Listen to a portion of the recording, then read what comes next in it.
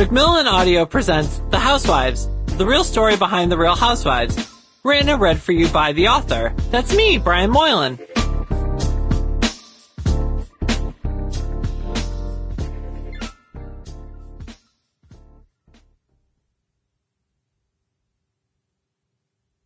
For the woman who gave me life and is the greatest person I've ever known.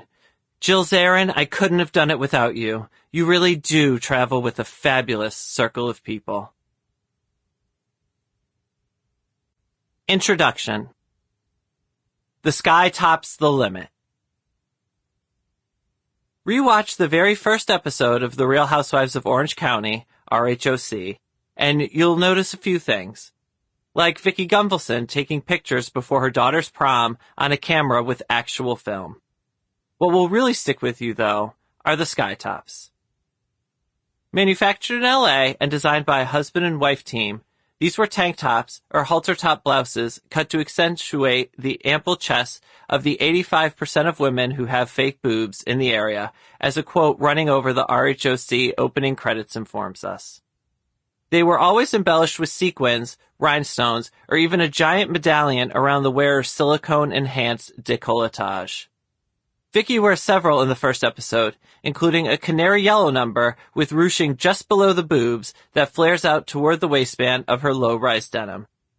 She looks like she's dressed as Britney Spears while chaperoning her kids to the pop star's concert. Later, she rocks a baby pink top where the straps are chains of sequins that travel along the neckline to meet in the middle as if kissing her breasts goodnight.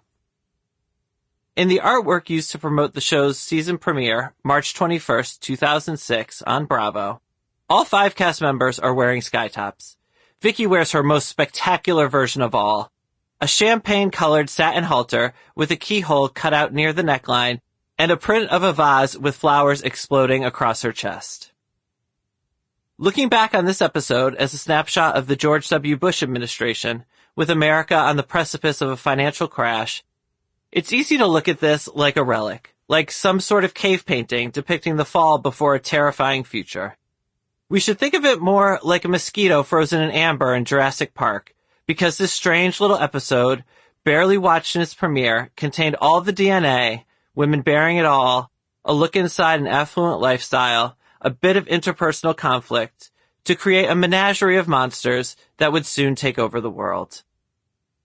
For me, it didn't start with skytops, but a topless man. I was sitting on the floor of my sparse apartment when the lithe, sculpted body of 18-year-old baseball player Shane Keogh appeared on my combination TV VCR. Shane was square-jawed with at least as many visible abs as the leanest Hemsworth brother, and just the kind of guy who would have been an asshole to me in high school. Exactly my type. My, what is this? I thought, suddenly paying attention to the screen. Turns out it was the Real Housewives of Orange County, and it would change my life. My love for the Real Housewives wasn't immediate. When I started watching the show in 2006, it was simply because Bravo was my go-to channel. Queer Eye for the Straight Guy and Project Runway had debuted 3 and 2 years earlier, respectively, starting Bravo's golden age, along with shows like Top Chef, Kathy Griffin, My Life on the D-List, Flipping Out, Being Bobby Brown, and Blowout.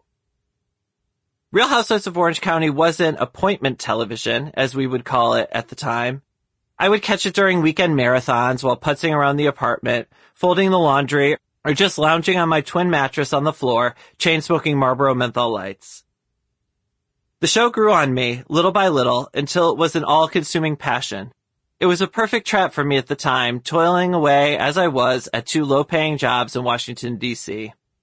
Instead of focusing on making ends meet, I could watch Vicki and her crew prowl about their sprawling, antiseptic homes, shouting at their children, their spouses, each other.